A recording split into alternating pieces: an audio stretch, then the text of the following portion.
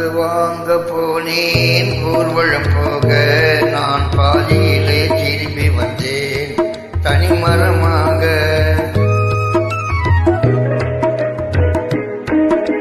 பல்லாக்கு வாங்க போனேன் ஊர்வலம் போக நான் பாதியிலே திரும்பி வந்தேன் தனிமரமாக.